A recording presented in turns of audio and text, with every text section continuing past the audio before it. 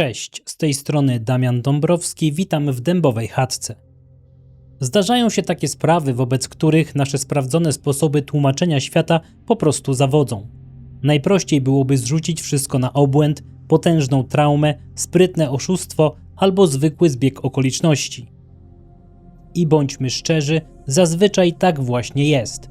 Nie zamierzam wam wmawiać, że za każdym koszmarem, atakiem paniki czy epizodem psychotycznym stoi jakaś demoniczna siła. Istnieje jednak niewielki ułamek zdarzeń, które przeczą logice. Przypadki, które nawet po wyeliminowaniu wszystkich racjonalnych scenariuszy wciąż wymykają się prostemu wyjaśnieniu. I właśnie w tej przestrzeni przez wiele lat pracował dr Richard Gallagher. Psychiatra wykształcony na Yale, człowiek związany ze światem medycyny akademickiej, wykładający m.in. na Columbia University i na New York Medical College. W swojej książce Demonic Foes – My 25 Years as a Psychiatrist Investigating Possessions, Diabolic Attacks and the Paranormal Gallagher opisał sprawy, które według niego nie mieściły się w granicach znanych zaburzeń psychicznych. Jedni przedstawiają go jako lekarza, który przeszedł drogę od racjonalnego sceptyka do człowieka uznającego realność pewnych zjawisk paranormalnych. Inni podkreślają raczej, że nawet jeśli komuś nie pasują jego wnioski, trudno odmówić mu ostrożności w oddzielaniu chorób psychicznych od przypadków, które sam ostatecznie oceniał jako duchowe. I to jest właśnie sedno tego tematu. Opętania bardzo łatwo wypaczyć w dwie strony. Z jednej strony mamy ludzi, którzy w każdym cierpieniu, w każdej depresji, psychozie albo traumie widzą działanie demonów. Moim zdaniem to jest niebezpieczne i krzywdzące dla osób, które naprawdę potrzebują lekarza. Z drugiej strony mamy tych, którzy jeszcze przed wysłuchaniem historii mówią: to na pewno tylko choroba psychiczna. Koniec dyskusji, temat zamknięty. A jeśli ktoś naprawdę chce zbadać sprawy niewyjaśnione, nie może ani ślepo wierzyć, ani ślepo zaprzeczać. Trzeba patrzeć na fakty, świadków, powtarzalność zjawisk i na to, czego po prostu nie da się łatwo odrzucić. Gallagher podkreślał, że w swojej normalnej praktyce psychiatrycznej przebadał około 25 000 pacjentów i wśród tych rutynowych, zwykłych przypadków nie rozpoznał ani jednego opętania. To ważny szczegół, bo pokazuje, że nie mówimy o człowieku, który wszędzie widział diabła. Przypadki podejrzewane o opętanie trafiały do niego zwykle za pośrednictwem duchownych, egzorcystów albo samych osób szukających specjalistycznej trzeźwej oceny. Warto dodać, że Gallagher pełnił rolę konsultanta psychiatrycznego dla duchownych. Nie był lekarzem prowadzącym tych osób, nie prowadził ich terapii, tylko oceniał, czy objawy można wyjaśnić psychiatrycznie, neurologicznie albo medycznie. Był takim drugim okiem dla księży, którzy chcieli mieć pewność, że nie kierują na egzorcyzmy kogoś, kto w rzeczywistości potrzebuje leczenia. W Kościele katolickim istnieje zasada, że zanim dojdzie do poważniejszych działań duchowych, trzeba wziąć pod uwagę ocenę medyczną i psychiczną. Egzorcyzm nie jest magicznym zaklęciem. To szczególna forma modlitwy Kościoła przeciwko mocy zła, a nie automatyczny rytuał rozwiązujący wszystkie problemy. Prawdziwy problem nie polega więc na tym, że coś jest demoniczne, czy też ma wyjaśnienie medyczne. Prawdziwy problem zaczyna się tam, gdzie standardowa diagnostyka traci pewność, bo właśnie tam zaczynają się najdziwniejsze historie. Gallagher opisywał osoby, które miały mówić językami, których nigdy się nie uczyły, wykazywać wiedzę o sprawach ukrytych albo odległych, reagować gwałtownie na przedmioty religijne, a także przejawiać siłę zupełnie niewspółmierną do swojej budowy ciała. Pojawia się choćby historia drobnej kobiety ważącej około 40 kg, która miała rzucić przez pomieszczenie znacznie cięższym mężczyzną. To właśnie te detale sprawiają, że nawet człowiek wyjątkowo twardo stąpający po ziemi musi się na moment zatrzymać i zastanowić. Wiadomo, że sceptyk zawsze powie, że to kwestia wybujałej wyobraźni, błędów pamięci, sugestii albo nadinterpretacji faktów. I to jest rozsądna pierwsza reakcja. ale kiedy otrzymujemy dziesiątki spójnych relacji od lekarzy, psychologów, pielęgniarek, duchownych i innych świadków, którym wcale nie zależy na tanim rozgłosie, pojawia się pytanie trudniejsze. Czy naprawdę każdą z tych spraw da się zamknąć w szufladzie z napisem wariactwo, błąd albo manipulacja? Jednym z duchownych, którzy odegrali kluczową rolę w drodze Gallaghera przez ten temat, był kapłan przedstawiany jako ojciec Jacques. Pracował jako kapelan w szpitalu psychiatrycznym, więc nie był człowiekiem oderwanym od świata medycyny. Pewnego dnia przyszedł do doktora z prośbą o ocenę kobiety, która według niego doświadczała demonicznego dręczenia. Nie pełnego opętania, ale zewnętrznego ataku. To rozróżnienie jest ważne. W przypadku opętania, według tej interpretacji, zły duch okresowo przejmuje kontrolę nad ciałem, głosem albo zachowaniem człowieka.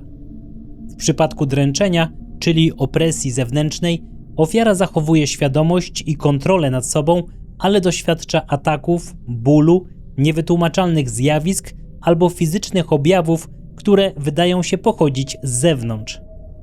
Osoby dręczone zwykle nie wpadają w głębokie transy i nie wykazują tak silnej awersji do świętych rzeczy jak osoby opętane. Ale ich cierpienie może być realne i równie przerażające. Ta kobieta miała na imię Maria. Pochodziła z Meksyku. Była religijna, oddana rodzinie i działalności dobroczynnej. Nie pasowała do stereotypu osoby rozchwianej, szukającej sensacji albo budującej wokół siebie jakąś dramatyczną czy histeryczną opowieść. Nie leczyła się psychiatrycznie, nie zgłaszała urojeń i nie sprawiała wrażenia kogoś, kto wymyśla historię, żeby zwrócić na siebie uwagę. A jednak twierdziła, że jest bita przez niewidzialne istoty. Według jej relacji najczęściej działo się to, kiedy leżała w łóżku. Nie widziała napastników, ale na jej ciele pojawiały się siniaki. Jej mąż Alejandro potwierdzał te zdarzenia i mówił, że sam widział, jak obrażenia pojawiały się na ciele żony, a on nie miał żadnej możliwości, żeby jej pomóc. I tutaj trzeba się zatrzymać. Jedna wersja mówi, że Maria i jej mąż, jako ludzie religijni, mogli interpretować niewyjaśnione objawy przez pryzmat wiary. Druga wersja mówi, że skoro badania medyczne nie wykazały przyczyny, a małżonkowie byli spójni, spokojni i wiarygodni, nie wolno automatycznie odrzucać ich relacji tylko dlatego, że brzmi to niewiarygodnie. Gallagher brał pod uwagę różne możliwości. Czy mogła to być choroba krwi, zaburzenia krzepnięcia, rzadka reakcja skórna? Czy Maria mogła nieświadomie sama wywoływać u siebie obrażenia?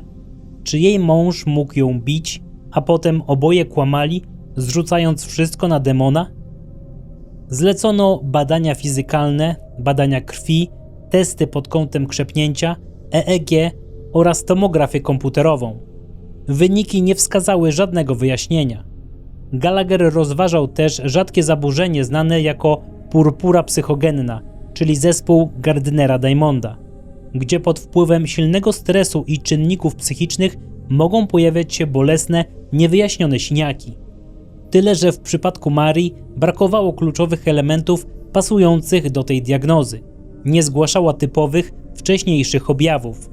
Nie żyła w silnym stresie, a jej relacja pozostawała spójna i logiczna. W końcu Gallagher powiedział ojcu Jacquesowi, że nie potrafi wskazać żadnej choroby psychicznej ani fizycznej, która tłumaczyłaby stan Marii. To jeszcze nie jest dowód na demony i tego trzeba się trzymać. Brak wyjaśnienia medycznego nie oznacza automatycznie wyjaśnienia duchowego, ale jednocześnie oznacza, że sprawa pozostaje otwarta. Ojciec Jacques poprowadził potem modlitwy o uwolnienie.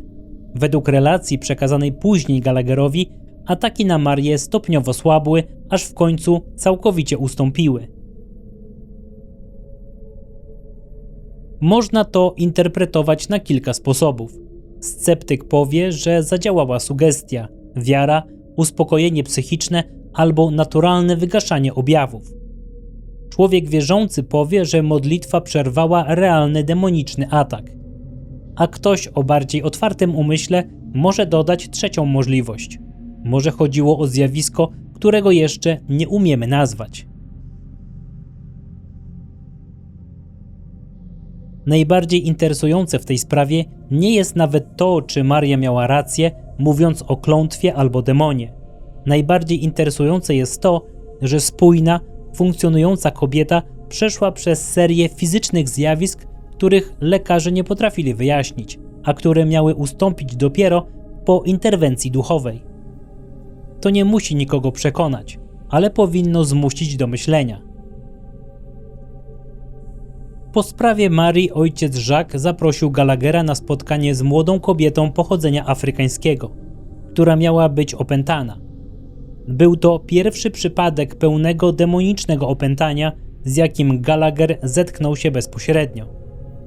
Spotkanie odbyło się w piwnicy plebanii, gdzie Jacques wraz z innym księdzem odprawiali uroczysty egzorcyzm, czyli oficjalne modlitwy formalnego rytuału rzymskiego. Po zakończeniu obrzędu Gallagher był przekonany, że kobieta rzeczywiście została uwolniona od długotrwałego stanu opętania. To doświadczenie było dla niego ważne, bo pokazało mu różnicę między dręczeniem zewnętrznym a pełnym opętaniem. W przypadku Marii chodziło o fizyczne ataki i siniaki, ale kobieta zachowywała świadomość i nie traciła nad sobą kontroli. W przypadku pełnego opętania pojawiały się transy, zmiana głosu, utrata pamięci, awersja wobec modlitwy i przedmiotów religijnych oraz zjawiska, które świadkowie interpretowali jako paranormalne. W miarę zdobywania doświadczenia Gallagher zrozumiał, że takie przypadki wymagają ogromnej ostrożności. Nie wolno diagnozować dręczenia albo opętania pochopnie. Trzeba znać choroby psychiczne, choroby neurologiczne, objawy fizyczne, mechanizmy traumy, podatność na sugestie, ale też typowe cechy, które w tradycji egzorcystów uchodzą za najbardziej charakterystyczne dla ataku duchowego. Dopiero gdy wiele elementów układa się w spójną całość, można w ogóle zacząć mówić o moralnej pewności, jakiej wymaga Kościół. Po jakimś czasie pojawił się kolejny przypadek. Mężczyzna przedstawiony jako Stan. Stan pochodził ze stanu Waszyngton. Był inteligentny, wykształcony, pracował w branży technologicznej i sprawiał wrażenie człowieka opanowanego. Nie był typem osoby, która od pierwszej minuty budzi skojarzenia z chaosem, paranoją albo histerią. A jednak również on twierdził, że atakuje go niewidzialna siła. Mówił o drapaniu, okresowym duszeniu i śladach na ciele. Przyniósł fotografię wcześniejszych ran, w tym krzyżujących się zadrapań na nogach i torsie. Znowu pojawiło się pytanie, które trzeba zadać przy każdej takiej historii. Czy to samo okaleczanie? W psychiatrii znane są przypadki osób, które ranią się same z powodów emocjonalnych, kompulsywnych albo związanych z głębszym cierpieniem psychicznym. Ale Stan i jego żona stanowczo temu zaprzeczali. Przed spotkaniem z Gallagherem Stan był już badany przez kilku lekarzy. Żaden z nich nie stwierdził psychozy, oszustwa ani oczywistej choroby psychicznej. Testy medyczne również nie doprowadziły do wyjaśnienia. Gallagher kontaktował się nawet z lekarzami Stana po drugiej stronie Stanów Zjednoczonych, żeby zweryfikować relacje. I znowu nikt nie potrafił powiedzieć, co właściwie dzieje się z tym człowiekiem. Krok po kroku okazało się, że Stan był duchowym wędrowcem. Odszedł od swoich chrześcijańskich korzeni, interesował się religiami wschodu, islamem, a z czasem zaczął nawet zgłębiać hebrajski, żeby lepiej rozumieć Stary Testament. Był człowiekiem, który szukał odpowiedzi. Pozostawało tylko pytanie, czy w tej ogromnej ciekawości świata w pewnym momencie nie posunął się za daleko. Początkowo zaprzeczał, że miał kontakt z praktykami okultystycznymi. Gallagher odnosił jednak wrażenie, że Stan coś ukrywa. Dopiero podczas 5. spotkania mężczyzna przyznał, że jako młody człowiek przez krótki czas zwrócił się ku satanizmowi. Nie przedstawił tego jako wieloletniego oddania, raczej jako krótki, głupi epizod trwający najwyżej kilka tygodni. Według jego własnych słów w tym czasie oddawał cześć szatanowi i miał nawet złożyć obietnicę ofiarowania własnej duszy w zamian za pewne przysługi i doświadczenia. I tutaj sprawa robi się szczególnie niepokojąca. W historii Marii możliwy motyw ataku był zupełnie inny. Ona była osobą głęboko religijną. Jeśli przyjąć interpretację duchową, można powiedzieć, że była atakowana nie dlatego, że otworzyła się na zło, ale dlatego, że mu się sprzeciwiała. Stan, według tej samej logiki, zrobił coś odwrotnego. Sam zaprosił siły, których nie rozumiał, a potem po latach próbował wrócić do chrześcijaństwa. W takich historiach często pojawia się określenie otwarcie drzwi. To oczywiście język duchowy, ale warto go wyjaśnić.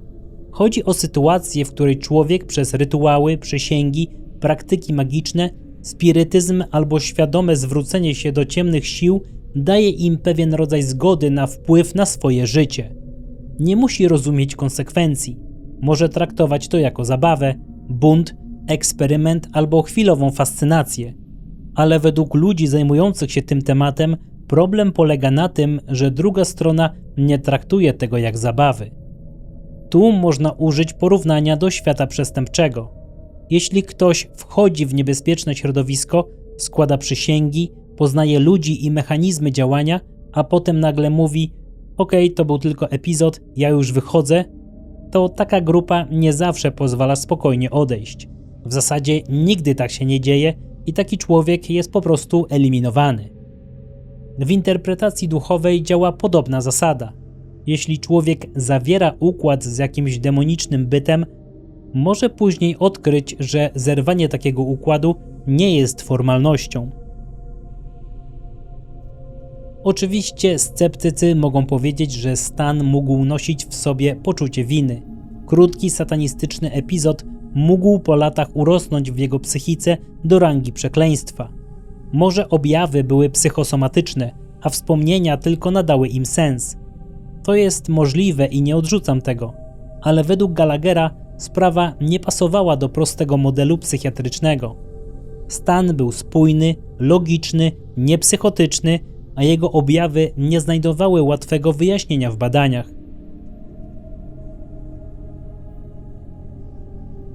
Najbardziej niepokojąca w takich przypadkach jest powtarzalność schematu. Najpierw kontakt z praktykami, które mają dawać władzę, wiedzę albo doświadczenie duchowe, potem próba odwrócenia się, następnie fizyczne ataki, lęk, poczucie prześladowania i zjawiska, których otoczenie nie potrafi zignorować. Jedni powiedzą, że to klasyczna religijna interpretacja traumy i poczucia winy. Inni, że to opis duchowego odwetu. Stan przyznał też, że w młodości palił dużo marihuany i że mogło to zaburzać jego osąd, ale dodał coś ważniejszego, że przez całe życie pragnął duchowych doświadczeń. Pragnienie doświadczenia jest zrozumiałe. Ludzie chcą poczuć, że rzeczywistość ma głębię, chcą dotknąć czegoś większego. Problem w tym, że nie każda brama prowadząca do czegoś większego musi prowadzić do czegoś dobrego. W przypadku Stana ojciec Jacques uznał, że mamy do czynienia z dręczeniem, a nie pełnym opętaniem, lecz zewnętrznym atakiem. Gallagher docenił ostrożność księdza, bo ten nie rzucał diagnozy od razu. Chciał lepiej poznać historię, zrozumieć przyczynę i upewnić się, że nie ma prostego medycznego wyjaśnienia. Jeśli w ogóle mówić o odpowiedzialnym podejściu do opętań, to właśnie takie podejście powinno być standardem. Najpierw wykluczenie choroby, potem analiza historii, dopiero później wnioski duchowe. Po sprawie Stana Gallagher zetknął się też z innym, bardzo ciekawym przypadkiem. Tym razem nie chodziło o osobę, która miała za sobą krótki epizod satanistyczny, ale o kobietę pochodzącą z Indii, która w przeszłości zgłębiała hinduistyczne praktyki duchowe. Była bizneswoman, odniosła sukces w Stanach Zjednoczonych, ale z czasem zaczęła doświadczać serii zjawisk, których lekarze nie potrafili wyjaśnić. Kobieta praktykowała tak zwane przebudzenie kundalini. W tradycji hinduistycznej kundalini wiąże się z pojęciem energii duchowej określanej jako Shakti. symbolicznie przedstawianej jako zwinięty wąż spoczywający u podstawy kręgosłupa. W opisach takich doświadczeń pojawiają się chłodne podmuchy, uczucie gorąca, skurcze u podstawy kręgosłupa, wizje, odmienne stany świadomości, a według zwolenników tej praktyki nawet duchowe oświecenie. Gallagher, zanim spotkał się z tą kobietą, czytał o Kundalini, żeby lepiej zrozumieć kontekst jej przekonań i doświadczeń. Odkrył, że temat ten ma bogatą, choć kontrowersyjną literaturę. Uczeni i badacze religii interesowali się symboliką Kundalini, ale tradycyjni chrześcijanie często patrzyli na takie praktyki z dużą ostrożnością, widząc w nich możliwe duchowe zagrożenie. Z czasem kobieta przeszła na katolicyzm i zaczęła wierzyć, że poprzez dawne praktyki otworzyła się na działanie złowrogich sił. Skarżyła się na bardzo realne bóle fizyczne, których lekarze nie potrafili wyjaśnić, a także na niewidzialne uderzenia i epizody duszenia, podobne do tych, o których mówił wcześniej Stan. Najbardziej niepokojące było jednak to, że jej cierpienia nasilały się podczas mszy świętej i stawały się wręcz nie do zniesienia, gdy przystępowała do komunii świętej. I tutaj znowu pojawia się ten sam problem. Czy mamy do czynienia z reakcją psychiczną, lękiem religijnym, konfliktem wewnętrznym po zmianie wiary, czy może z czymś, co osoby duchowe interpretowały jako realny demoniczny atak? Gallagher nie traktował takich spraw lekko. Widział, że ból, napięcie, poczucie winy i sugestia mogą tworzyć potężne objawy, ale jednocześnie zauważył, że podobne reakcje na święte miejsca, modlitwy czy Eucharystię powtarzały się w relacjach wielu osób badanych przez egzorcystów. Przy tej właśnie sprawie ojciec Jacques przedstawił Gallagherowi kolejną ważną postać – ojca Malachiasza Martina. Był to znany, ale bardzo kontrowersyjny duchowny, dawny jezuita, autor bestsellerowej książki z 1976 roku pod tytułem Zakładnik Diabła. Martin posiadał ogromną wiedzę o dawnych opisach egzorcyzmów i historii opętań, ale jednocześnie bywał krytykowany za literacką przesadę, teatralność i zbyt daleko idące twierdzenia. Gallagher miał do niego stosunek niejednoznaczny. Doceniał jego wiedzę, doświadczenie i znajomość tradycji, ale nie przyjmował bezkrytycznie wszystkiego, co mówił. Słyszał opinię, że Martin nie miał aż tak rozległej praktyki egzorcystycznej, jak mogłoby wynikać z jego popularności i że w swoich książkach mógł pozwalać sobie na zbyt dużą swobodę artystyczną. Z drugiej strony Gallagher przyznał, że Martin pomógł mu lepiej zrozumieć historyczny i religijny kontekst tej dziedziny. Ten epizod jest ważny, bo pokazuje, że Gallagher nie badał wyłącznie historii związanych z satanizmem. Interesowały go również przypadki osób, które przez różne praktyki duchowe, okultystyczne albo mistyczne mogły, według interpretacji religijnej, otworzyć drzwi czemuś, czego później nie potrafiły kontrolować. Dla sceptyka będzie to przykład psychologicznego konfliktu po zmianie systemu wierzeń. Dla człowieka wierzącego może to być ostrzeżenie, że nie każda praktyka obiecująca duchową moc albo przebudzenie prowadzi w bezpieczne miejsce.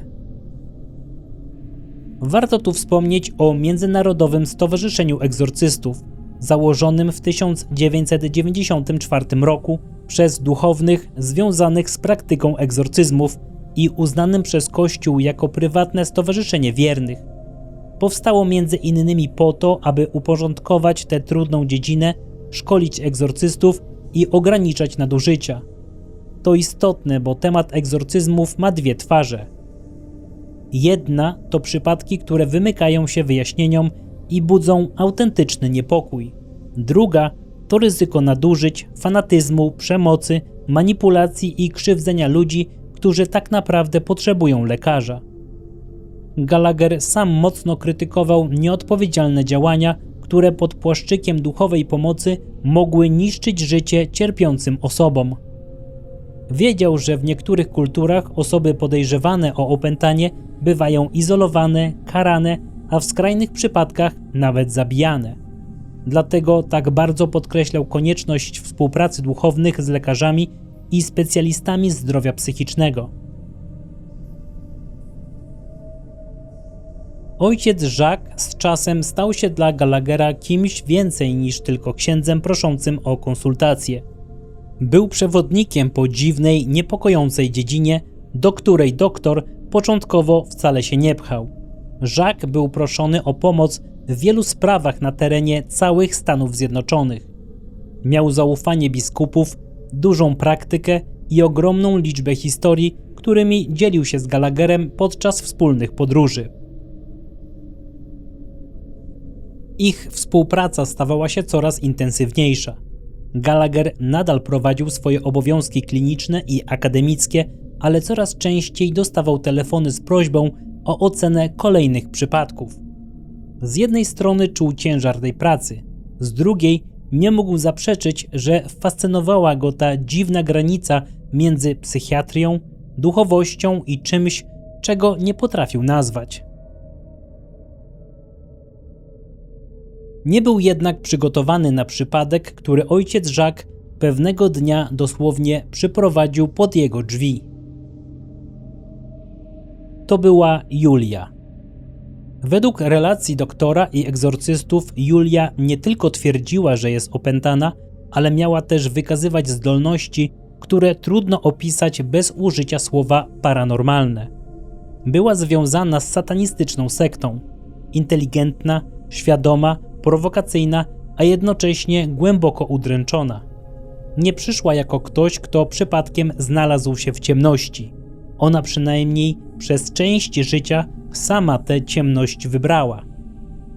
I właściwie to czyni tę historię tak trudną. W wielu opowieściach o opętaniach ofiara jest przedstawiana prawie wyłącznie jako bezbronna osoba, która nie rozumie, co się dzieje. Tutaj było inaczej. Julia rozumiała bardzo dużo. Wiedziała, w co weszła. Wiedziała, komu służyła. Wiedziała też, że jeśli naprawdę będzie chciała się wycofać, zapłaci za to cenę. A może najgorsze było to, że sama nie była pewna, czy naprawdę chce odejść. Zanim kobieta w ogóle przekroczyła próg gabinetu Gallaghera, wydarzyło się coś dziwnego. W nocy około 3:00 nad ranem w domu doktora rozpętała się gwałtowna awantura między jego 2 kotami. Zwierzęta, które wcześniej żyły ze sobą w zgodzie, nagle rzuciły się na siebie z furią. Gallagher i jego żona musieli je rozdzielać, a cała sytuacja była tak gwałtowna, że zapadła im w pamięć. Sama w sobie taka scena nie jest dowodem na nic nadnaturalnego. Zwierzęta czasem reagują impulsywnie. Mogą przestraszyć się zapachu, dźwięku albo czegoś, czego człowiek zwyczajnie nie zauważa. W normalnym przypadku należałoby to traktować właśnie tak. Tyle, że następnego ranka ojciec Jacques zjawił się u Gallaghera z Julią. Kobieta była w tym miejscu po raz pierwszy w życiu. Miała ciemne ubrania, mocny makijaż i styl, który według doktora pasował później do środowiska, z którym była związana. Stała w drzwiach, patrzyła na niego z zadowoleniem i zadała pytanie: jak podobały ci się koty zeszłej nocy? I tu zaczyna się robić dziwnie. Można wytłumaczyć zachowanie kotów. Można powiedzieć, że przypadkiem się pobiły.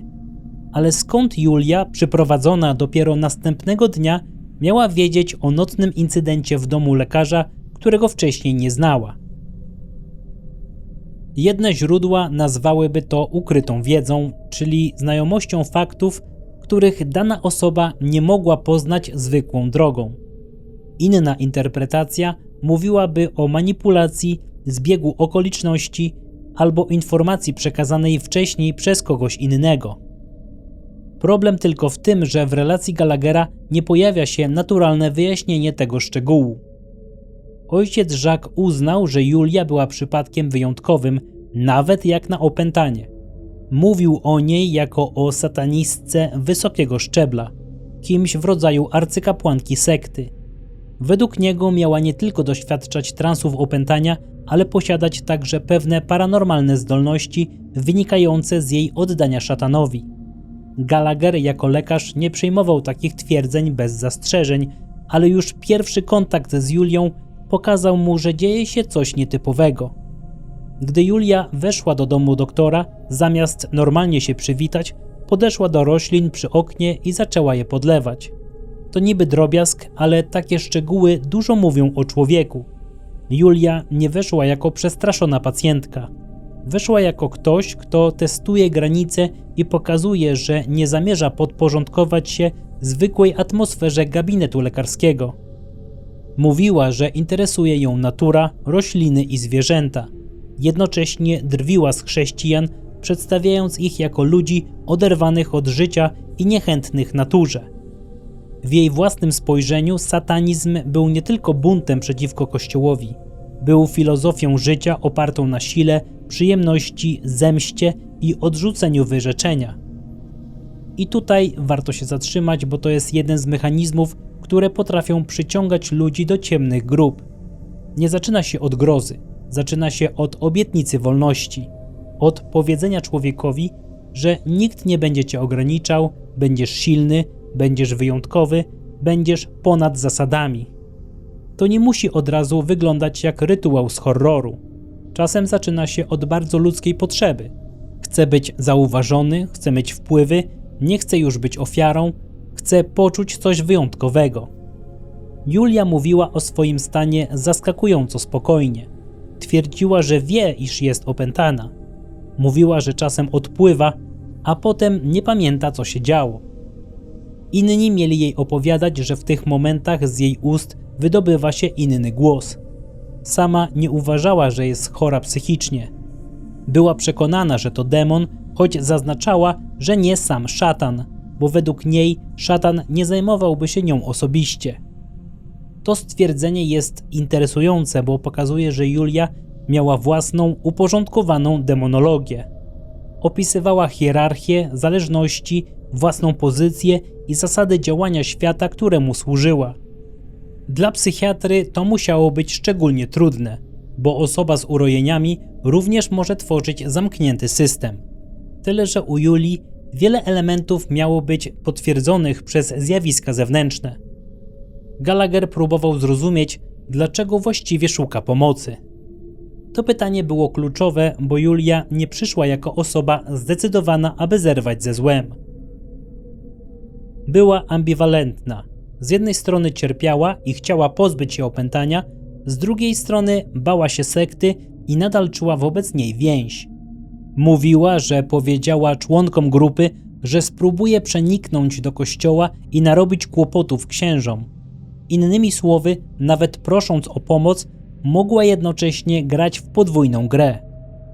To bodaj najbardziej autentyczny element całej tej historii. Ludzie niemal nigdy nie wywracają swojego życia do góry nogami z dnia na dzień. Szczególnie gdy przez wiele lat tkwili w grupie, która dawała im pozycję i poczucie siły, a jednocześnie trzymała ich w garści poprzez strach. Julia z pewnością pragnęła ulgi, jednak nie była gotowa zapłacić ostatecznej ceny za odzyskanie wolności. W rozmowie z Gallagherem wspomniała też o księdzu psychiatrze, z którym wcześniej rozmawiała przez telefon. Nie lubiła go i uważała, że oceniał ją z góry, choć nigdy jej nie spotkał. I wtedy wydarzył się kolejny szczegół, który dla Gallaghera musiał zabrzmieć alarmująco. Julia wspomniała o czerwonych zasłonach w jego gabinecie. Doktor zapytał, skąd wie o zasłonach, skoro znała tego człowieka tylko z rozmowy telefonicznej. Julia miała wtedy wyjaśnić, że posiada pewne moce. I jedną z nich określiła jako widzenie na odległość. Nie chodziło o zwykłe odgadywanie albo o rzekomą zdolność postrzegania miejsc i osób bez fizycznej obecności. W przypadku Julii było to przedstawiane nie jako neutralny talent człowieka, ale jako coś związanego z demonicznym źródłem i jej pozycją w sekcie. Gallagher nie uznał jej po prostu za osobę chorą psychicznie. Rozmawiał z psychologami, którzy wcześniej ją oceniali. Według ich opinii nie wykazywała typowej psychozy, nie wydawała się osobą z urojeniami w klasycznym sensie. Owszem, dostrzegano u niej poważne problemy z osobowością. Bywała arogancka, lubiła prowokować, miała wyraźny rys narcystyczny i ewidentnie nie potrafiła normalnie funkcjonować w społeczeństwie. Tyle, że żadna diagnoza psychologiczna nie potrafiła wyjaśnić zjawisk, które rzekomo działy się w jej obecności. Jakiś czas później Gallagher znalazł się z Julią i ojcem Jacques'em w samochodzie. Duchowny prowadził starego Chevroleta, a Julia siedziała z tyłu. Początkowo wydawało się, że jest obecna, ale zamyślona. Nagle z tylnego siedzenia odezwał się głęboki, chrapliwy głos. Nie brzmiał jak normalny głos Julii. Był wrogi, agresywny i kierowany bezpośrednio do księdza. Głos kazał zostawić ją w spokoju i twierdził, że Julia należy do nich. Miało to trwać około 10 minut. Gallagher nie spuszczał wzroku z jej twarzy. Jak potem wspomniał, jej spojrzenie stało się zupełnie puste, nieobecne, jakby w ułamku sekundy odcięło ją od rzeczywistości. Kiedy trans nagle ustąpił, Julia nie miała pojęcia, co się wydarzyło. Pytała, co mówiła, gdzie są i ile trasy zdążyli pokonać. Dla doktora był to moment przełomowy. Nie był to pierwszy dziwny incydent, ale coś, co zobaczył bezpośrednio i słyszał na własne uszy. Wcześniej można było analizować fotografie, opowieści i relacje innych osób. Tutaj siedział w samochodzie i słyszał głos, który według niego nie pasował ani do zwykłej gry aktorskiej, ani do znanych mu zaburzeń psychicznych. Oczywiście każdy twardo stąpający po ziemi człowiek powie, że ludzie potrafią modulować głos. Trauma może wyzwalać skrajne reakcje, a przy dysocjacji pacjent wchodzi w odmienny stan świadomości. I trudno z tym polemizować. Rzecz w tym, że Gallagher doskonale znał te mechanizmy. Pracował z trudnymi przypadkami psychiatrycznymi i widział niejedno. To właśnie dlatego jego ocena jest tak ciekawa. Nie był naiwnym obserwatorem, lecz doświadczonym specjalistą. Później Julia mówiła o sobie jako o kapłance, a nawet królowej szatana. Twierdziła, że ludzie nie zostają satanistami dlatego, że są głupi albo szaleni, lecz dlatego, że otrzymują coś w zamian. Według niej ciemna strona dawała przywileje, moc, wiedzę, wpływy i szczególny status. I tu pojawia się bardzo ponury element tej historii. Jeśli wierzyć jej relacji, Julia nie była wyłącznie ofiarą. Była też kimś, kto przez lata korzystał z pozycji w grupie. Cieszyła się władzą i wyjątkowym traktowaniem. Była dumna z tego, co nazywała swoimi zdolnościami, ale jednocześnie siły, którym służyła, zaczęły ją dręczyć. To wygląda jak klasyczny mechanizm pułapki. Najpierw człowiek dostaje coś, co wydaje się darem, potem odkrywa, że dar był zaliczką, a kiedy chce odejść, przychodzi rachunek. Julia miała wykazywać ukrytą wiedzę również w innych sytuacjach. Powiedziała Gallagherowi, że jego matka zmarła na raka jajnika, choć według niego nie miała żadnej możliwości, aby o tym wiedzieć. Innym razem stwierdziła, że widzi ojca A idącego nad brzegiem morza, ubranego w konkretną kurtkę i spodnie. Gallagher zadzwonił wtedy do księdza, a ten potwierdził opis. Takie elementy w tradycji rozpoznawania opętań są szczególnie ważne, bo nie chodzi o spektakularne zachowanie, ale o informacje niemożliwe do zdobycia zwyczajnymi środkami. Niedługo potem doszło do kolejnego mrożącego krew w żyłach zdarzenia. Gallagher rozmawiał przez telefon z ojcem Jacques'em, omawiając szczegóły nadchodzącego egzorcyzmu. W pewnym momencie w słuchawce rozległ się trzeci głos. Dokładnie ten sam, który doktor słyszał wcześniej w samochodzie. Intruz zaczął grozić księdzu, powtarzając, że Julia należy do nich. Najbardziej niepokojące było to, że obaj rozmówcy słyszeli te groźby wyraźnie, mimo że Julii nie było w pobliżu żadnego z nich. Z czasem, gdy Gallagher poznawał ją lepiej, wyszło na jaw, że Julia nie była postacią zbudowaną tylko z mroku i teatralnych deklaracji. Miała w sobie połączenie pychy, zranienia, inteligencji i wewnętrznego rozpadu. Nie była jednowymiarową złą satanistką z taniej opowieści. Była człowiekiem, który przez lata wchodził coraz głębiej w system oparty na wiedzy, lęku i obietnicy wyjątkowości. Julia opowiadała, że została wychowana jako katoliczka. Chodziła do katolickich szkół, ale wiary nigdy nie traktowała serio. Potem w jej życiu pojawiła się poważna krzywda ze strony pewnego księdza. Ten ból rozbił jej stosunek do kościoła i autorytetów. Jej zranienie zmieniło się w bunt, a bunt w nienawiść. Julia prawdopodobnie nie weszła w ciemność z pełną świadomością wszystkich konsekwencji. Szukała siły, wspólnoty i poczucia, że nie jest już ofiarą. W środowisku, do którego trafiła, zaoferowano jej status kogoś potężnego. Według jej relacji ważną rolę odegrał przywódca sekty przedstawiony jako Daniel. Opisywała go jako mężczyznę dominującego, silnego, niebezpiecznego i pociągającego. W jej oczach był przeciwieństwem słabości i hipokryzji, które kojarzyła z ludźmi religijnymi. To on miał dać jej poczucie wyjątkowości, statusu i władzy. Z czasem Julia przyjęła w grupie szczególną rolę, nazywając siebie między innymi królową Lilith. Oszczędzę wam najbardziej drastycznych szczegółów dotyczących praktyk tej grupy. Dość powiedzieć, że według relacji Julii obrzędy, w których uczestniczyła, stanowiły mroczne, wykrzywione odbicie chrześcijańskich nabożeństw, pełne bezczeszczenia tego, co święte, okrucieństwa i odzierania człowieka z godności. Gallagher słuchał tych zeznań z chłodnym umysłem. Wiedział, że doniesienia o satanistycznych sektach bywały wyolbrzymiane i służyły nakręcaniu masowej histerii.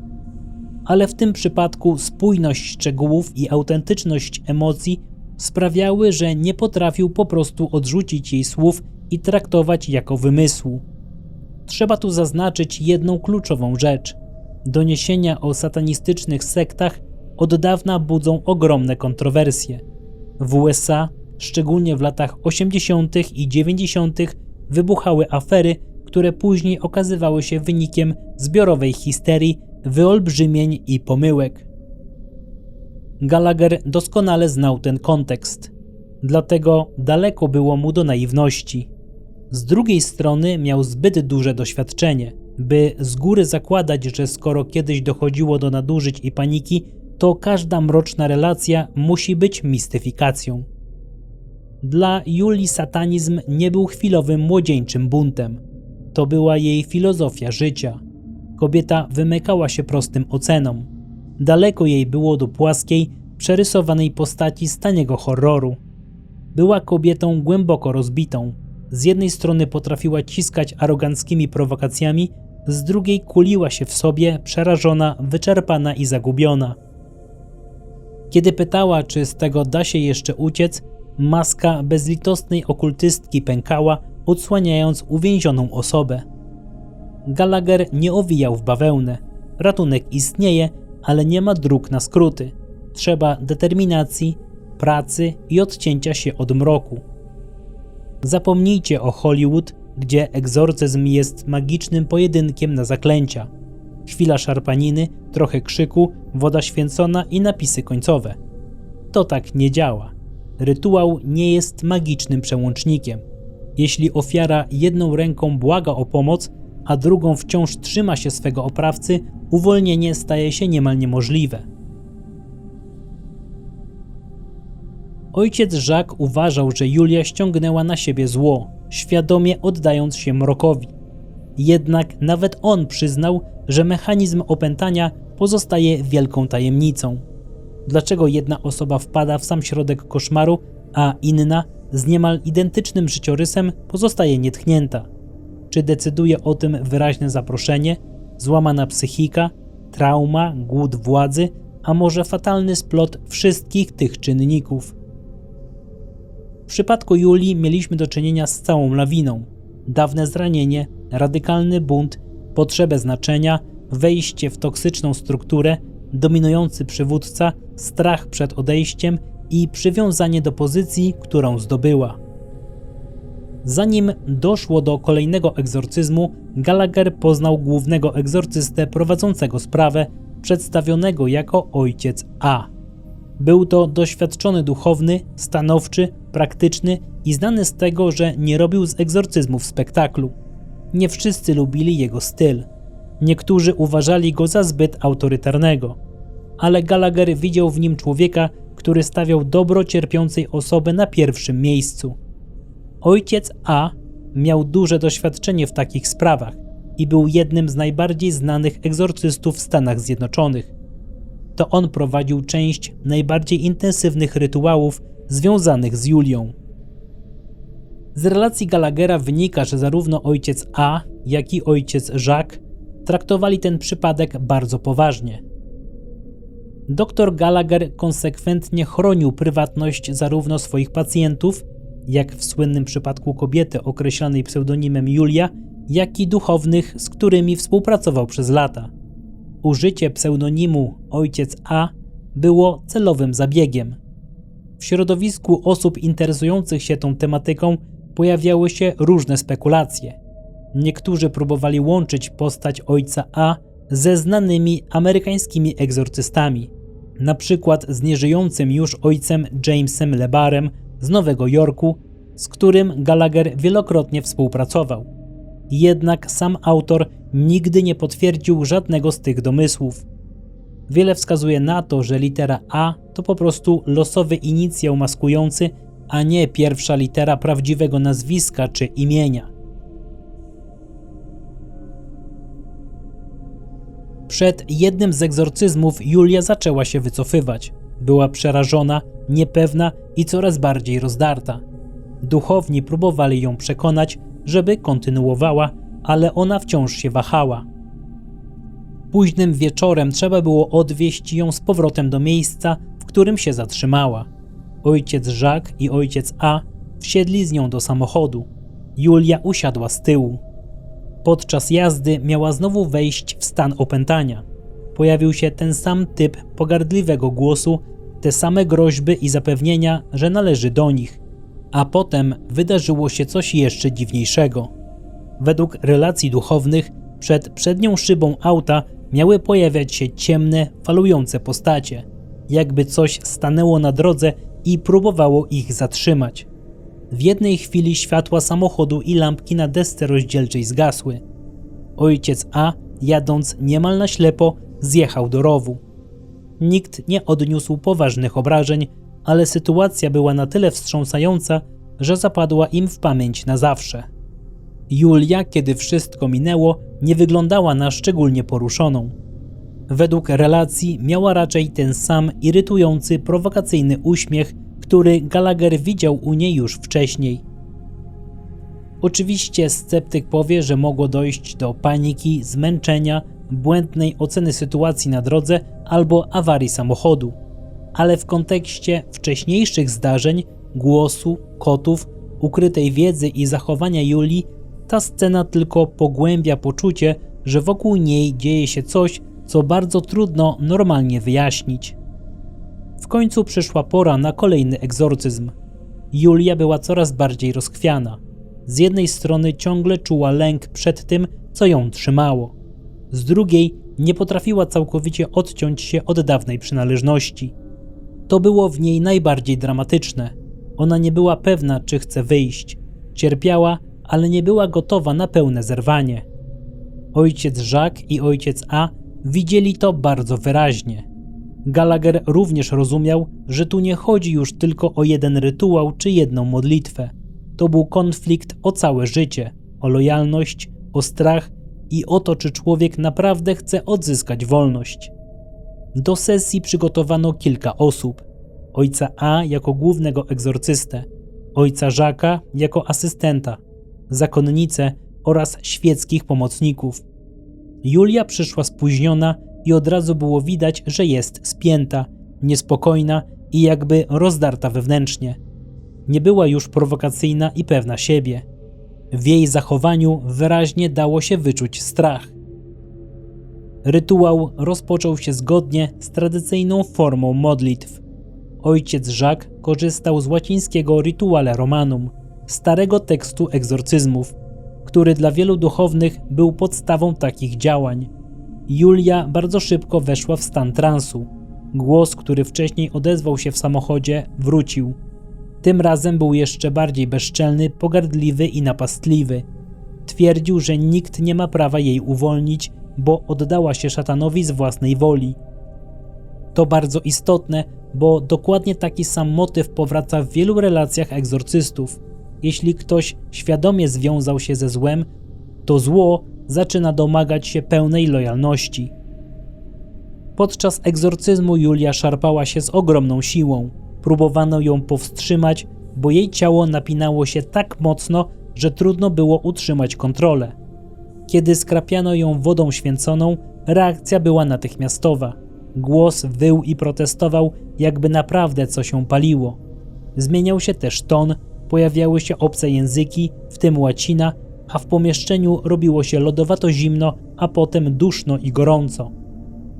W relacji Gallaghera i świadków najbardziej wstrząsający był jednak moment, w którym Julia miała unieść się w górę. Nie chodziło o teatralne drgnięcie czy nagły podskok. Według relacji świadków jej ciało podniosło się nad krzesłem na około 30 cm i miało utrzymywać się tak przez dłuższą chwilę. Ludzie obecni w pomieszczeniu byli tak zszokowani, że musieli ją przytrzymywać, aby nie wzbiła się wyżej. Jeden ze świadków miał później stwierdzić, że gdyby jej nie powstrzymali, mogłaby unieść się aż do sufitu. To jest właśnie ten element, przy którym nawet człowiek otwarty na takie relacje zaczyna się zastanawiać, co tu właściwie widział. Oczywiście sceptyk powie, że mogło dojść do błędnej interpretacji, zbiorowej sugestii albo wyolbrzymienia. Ale jeśli podobną scenę opisuje kilka osób, które nie miały interesu w robieniu sensacji, sprawa robi się znacznie bardziej kłopotliwa. Ojciec A opisywał później tę sesję jako wyjątkowo wyczerpującą. Mówił, że czuł się tak, jakby brał udział w prawdziwej walce, a nie w modlitewnym rytuale.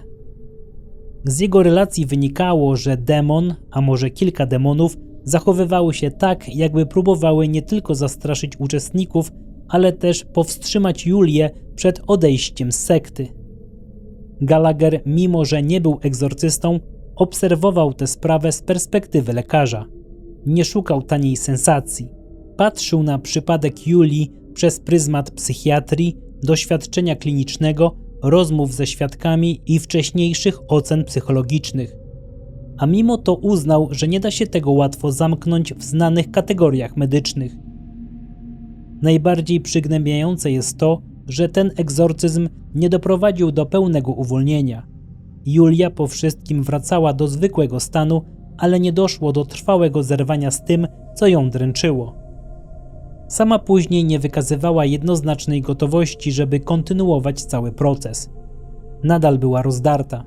Nadal bała się Daniela, swojej sekty i konsekwencji odejścia. Nadal nie umiała całkowicie odciąć się od świata, do którego przez lata należała. I tutaj właśnie widać największą tragedię tej historii. Ojciec A mówił później, że Julia była przypadkiem wyjątkowo trudnym, nawet jak na standardy egzorcyzmów. Z punktu widzenia duchownego był to przypadek skrajny. Z punktu widzenia psychiatry też nie dało się go łatwo zamknąć w znanych kategoriach. Po głównym egzorcyzmie historia Julii wcale nie kończy się jasno. Gallagher i ojciec Jacques nadal próbowali utrzymywać z nią kontakt. W pewnym momencie po odwiedzinach w jej rodzinnym mieście wydarzyła się kolejna dziwna rzecz. Gdy Gallagher wracał samolotem, jego żona i sekretarka otrzymały telefon od mężczyzny podającego się za księdza i przyjaciela. Powiedział im, że Gallagher i ojciec Jacques mieli poważny wypadek samochodowy i są w stanie krytycznym, po czym się rozłączył. Przez kilka godzin bliscy Gallaghera próbowali ustalić, do jakiego szpitala mógł trafić. Dopiero gdy doktor sam zadzwonił z lotniska, okazało się, że nic mu nie jest. Kto wykonał ten telefon i dlaczego, tego nie udało się wyjaśnić. Kilka tygodni później Gallagher zauważył w Nowym Jorku dwie kobiety, które według niego wyglądały jak osoby związane ze środowiskiem Julii. Miały charakterystyczny makijaż i styl ubioru. Przez pewien czas szły za nim ulicą, a kiedy zorientowały się, że je zauważył, skręciły i zniknęły. Czy naprawdę go śledziły, czy był to przypadek? Tego również nie da się rozstrzygnąć. Ale w kontekście całej historii nawet takie epizody zaczynają nabierać niepokojącego znaczenia. Gallagher rozmawiał z Julią jeszcze jeden ostatni raz. Mniej więcej rok po ostatnim egzorcyzmie ojciec Jacques poprosił go, żeby do niej zadzwonił i sprawdził, jak się czuje. Julia powiedziała wtedy, że zdiagnozowano u niej nieuleczalny nowotwór i że przed śmiercią chciałaby uwolnić się od wpływów demonów. A jednak nawet wtedy jej głos brzmiał niejednoznacznie. Nadal była rozdarta. Nadal nie dawała jasnej odpowiedzi. Obiecała, że przemyśli zgodę na kontakt z lekarzem, ale potem już nigdy nie odezwała się ani do Gallaghera, ani do ojca Jacques'a. Nie wiadomo, czy i kiedy zmarła. Gallagher miał nadzieję, że może wciąż żyje i że po prostu chciała sprawdzić, czy nadal komuś na niej zależy. Ale pewności nigdy nie uzyskał. Na tym etapie można powiedzieć jedną rzecz bardzo jasno. Julia nie wyglądała na kogoś, kto po prostu udawał. Gdyby chodziło tylko o teatr, cała ta opowieść nie miałaby takiej konsekwencji, ciągłości i ciężaru.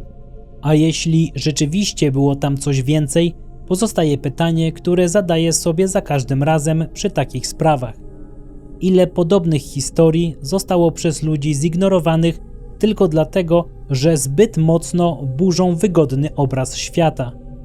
Najbardziej niepokojące w opętaniach nie jest to, że brzmią strasznie. Najbardziej niepokojące jest to, że czasem wyglądają jak proces, w którym człowiek krok po kroku oddaje część siebie czemuś, czego później nie potrafi już zatrzymać. Można wierzyć w demony albo nie. Można przyjąć interpretację religijną, psychologiczną, parapsychologiczną albo szukać jeszcze innych wyjaśnień.